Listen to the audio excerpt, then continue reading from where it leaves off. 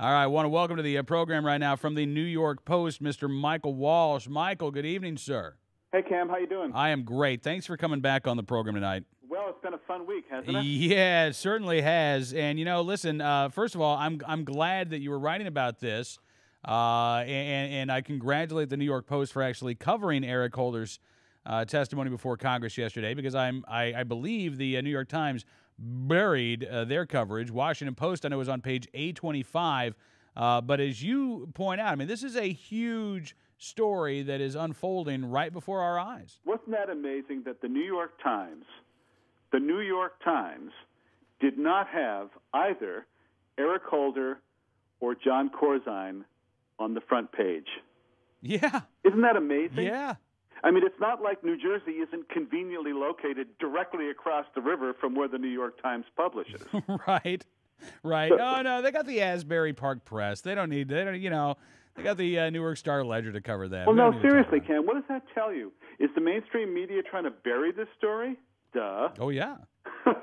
I mean, look, I go back to a comment that Jonathan Alter made from Newsweek, and I know that nobody reads Newsweek anymore, but, he made the comment that one of the things that Obama has going for him in his reelection bid is that this has been a scandal-free presidency. And that's such a laughable statement, except if you rely on the mainstream media, I can understand why you would get that appearance that this has been a scandal-free presidency. Exactly. I was talking about this with a friend of mine today, and we realized that half of our cohort only reads the Times. Yeah. And Cameron, they literally don't know a thing about Fast and Furious. Yep. That is a non-news story to them. And if you said, hey, did you know that our government was actually running guns to the Mexican drug cartels, they would look at you like you were crazy. They would. No, you're absolutely right. And because the other part of this story is that the narrative has been set. We heard it yesterday from Eric Holder. We heard it from a lot of folks like Hank Johnson and Sheila Jackson Lee, the defenders of the administration, saying that, look, this started, it's all Bush's fault. It started with Bush, and it's just a right-wing political hack job that we're even investigating Fast and Furious because this administration is so incredible at what they do. Isn't that amazing? I mean, Sheila Jackson Lee was terrific because every time Isa wanted to ask Holder a question, she was right there to try to block that punt, Yeah. But also this idea that it was, this is all really Operation Wide Receiver, and it really wasn't that, that the administration was at fault. They were just picking up a Bush program, which, of course, had nothing to do with Fast and Furious. Yeah. And but again, if we can conflate the two in the minds of the public, if we can get that meme out there that oh no, this is just nothing to see here, it's all Bush's fault again. I'm guessing a certain portion of the public is going to turn away. Look, I mean, this is a complicated story to tell people.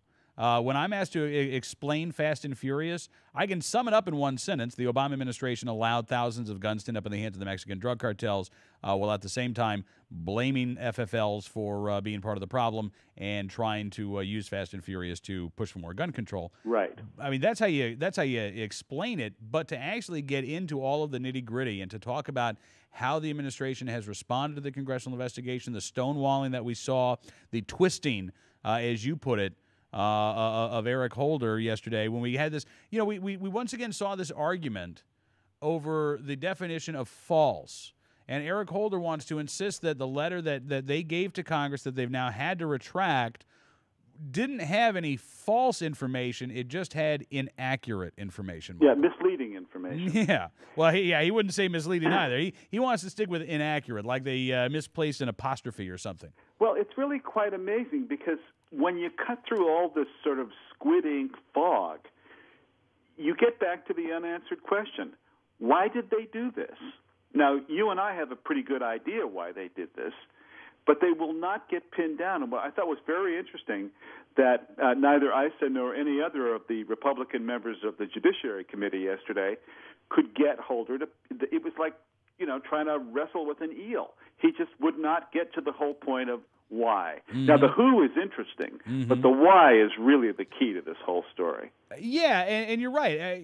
10 months, going back to the who, at one point he was asked, so who authorized this? Who signed off of this? And he said, well, we don't know. We don't know. We may never know, he said. But the why, he didn't even try to address the why. I mean, he would just blow right past that and start talking about other issues. Right. And he let the other Democrats say, yeah, but what about Bush? This is obviously the meme of this administration, which is to say, well, we've been here 3 years, but what about Bush?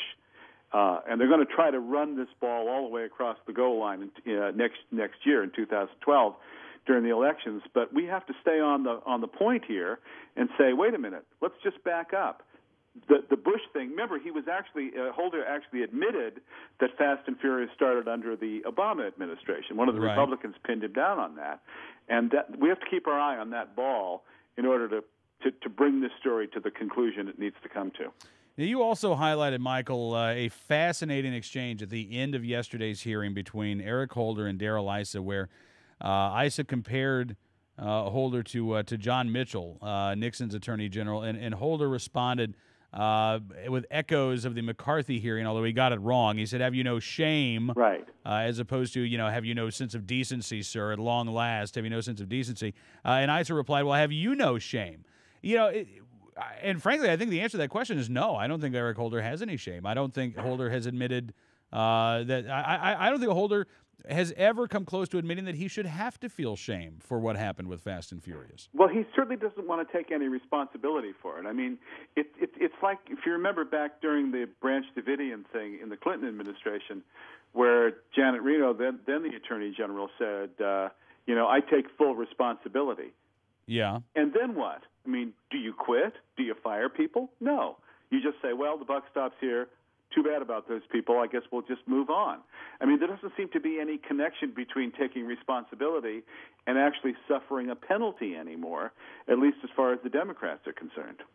Well, no, absolutely. I mean, again, some of the Democrats on the panel yesterday, Mike Ross, I think, was an exception from Arkansas, but most of them, like Hank Johnson, if they brought up Fast and Furious, it was again to talk about Bush. Hank Johnson bemoaned the radical Second Amendment NRA members at one point.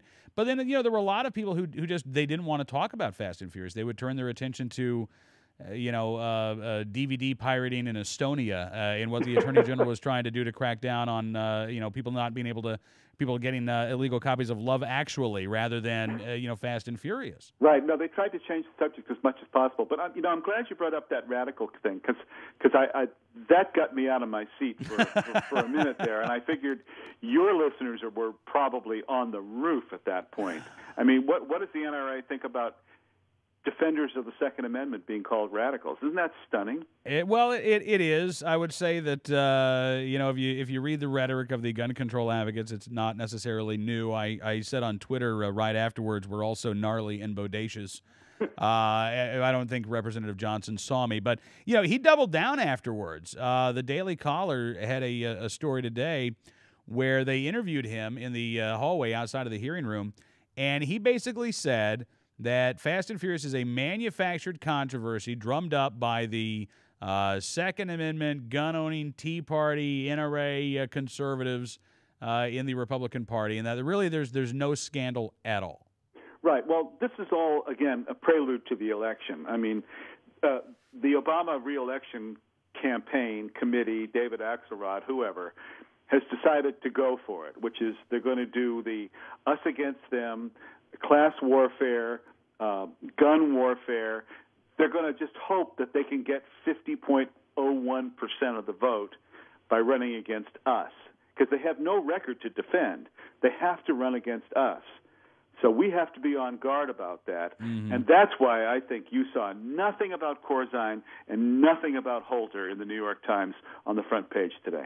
Well, again, Michael, I'm glad that you're writing about Fast and Furious. I'm glad we've got papers like the Post out there and new media sources to to get these stories out there. We don't have to rely on the Washington Post. We don't have to rely on the New York Times anymore. We can get the news we need. We just might have to look a little harder for it. No, we do, and we get it out on the internet, in the blogosphere, and this time it's different, Cam. Absolutely. Michael, thank you again, sir. Have a great weekend, and look forward to talking to you very soon. Hey, my pleasure. Michael Walsh joined us from the New York Post talking about his new column, Furious Twisting.